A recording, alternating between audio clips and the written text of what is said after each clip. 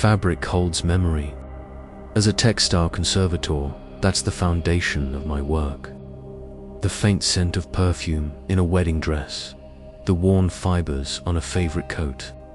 My job is to preserve these fragile stories. The commission was a dream. Restore the contents of a recently discovered, sealed 19th century dressmaker's shop before it's turned into a museum. The place was a perfect time capsule. Bolts of silk, untouched for 100 years. Spools of thread, waiting for a needle. It was a silent, dusty monument to a lost art. The shop belonged to a woman named Eleonora, a renowned maker of mourning attire. I felt a sense of reverence stepping inside. I was there to preserve her legacy. I had no idea that her legacy was a predatory, living thing. I decided to leave the stitched door for another day. I began cataloging the items in the main room. The work was slow, methodical, but strange things started happening. I would leave a pair of shears on my work table and return to find them placed perfectly parallel to the edge. A bolt of silk I was measuring would be neatly re-rolled when my back was turned. It felt like I was working with an unseen, obsessively neat assistant. Then came the sounds. The faint, rhythmic snip, snip. Snip of scissors from the other side of the room. The soft, ghostly whir of an antique, treadle-powered sewing machine. I would spin around, my heart pounding, but the room was always empty, always still. The sounds of work lingered in the air, a phantom industry. The shop wasn't empty. The seamstress was still on the clock. I finally broke the stitches and opened the back room door. The air inside was freezing and still. In the center of the room, on a single, ornate dress form, was her masterpiece. A breathtaking, floor-length Victorian morning gown of the deepest, most light-absorbing black. It was covered in the most intricate, beautiful embroidery I had ever seen, swirling patterns of weeping willows and fallen leaves. It was perfectly preserved, a museum piece of impossible quality. I felt an overwhelming urge to touch it. I reached out, my fingers barely brushing the embroidered threads on the sleeve, and a vision hit me like a physical blow. A flash of a candlelit room, the sound of quiet weeping, and the cold, smooth feeling of a dead woman's hair being snipped by a pair of silver scissors. I stumbled back, gasping. The embroidery. It wasn't made of silk thread. I took a single, tiny fiber from the dress and looked at it under my digital microscope. The image on my laptop screen confirmed my terror. It wasn't a plant or silk fiber. It was human hair. The entire, elaborate embroidery was made from the hair of the dead. I went back to the town archives. I found Eleonora's business ledger. She was renowned for her bespoke mourning gowns. Her clients were the wealthiest widows in the region. The ledger noted her special service. For a high price, she would create a grief garment, a dress that incorporated a physical piece of the deceased, to keep their memory forever close. She was a master of hair weaving. She wasn't just a seamstress. She was a kind of high society which, weaving literal grief and memory into the very fabric of her art. The dress wasn't a garment. It was a mausoleum. The haunting became personal. The mannequins in the shop, which had been bare, started to move. I'd come in to find them arranged in a circle around the mourning gown, their blank, featureless heads all tilted as if in silent adoration. The whispers started then. Not just the sounds of work, but faint, sorrowful, human whispers, seeming to come from the mannequins themselves. My love, my darling boy, gone. It was the voices of the widows, their grief still clinging to the hair that had been woven into the dress. The dress was a psychic amplifier, broadcasting the sorrow of the dead through the silent sentinels of the shop. I was trapped in a room full of weeping, headless ghosts.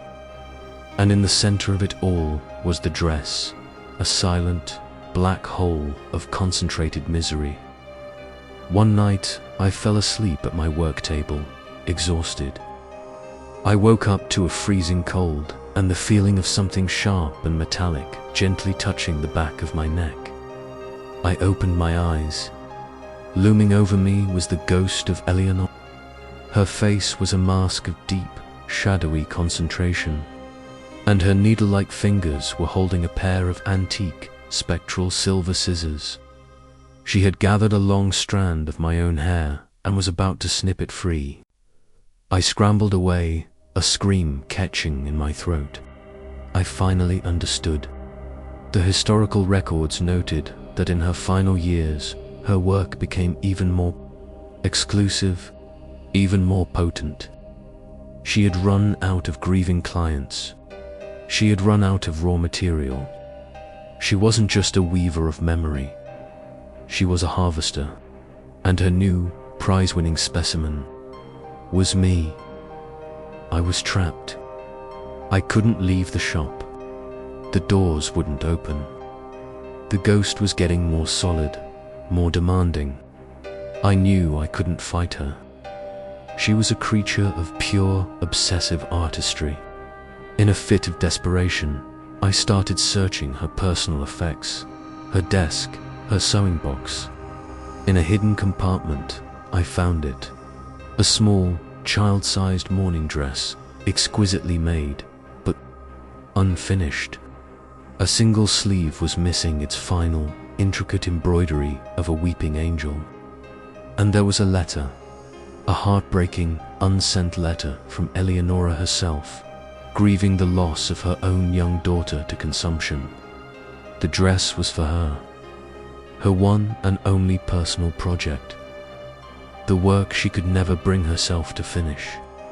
Her grief was the source of her art, and her own deepest grief was the one piece she could never complete.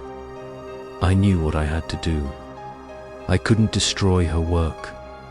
I had to complete it. I sat down at the antique sewing table, the unfinished dress in my lap. I took a deep breath, took the sharp silver scissors, and I cut a long, single strand of my own hair.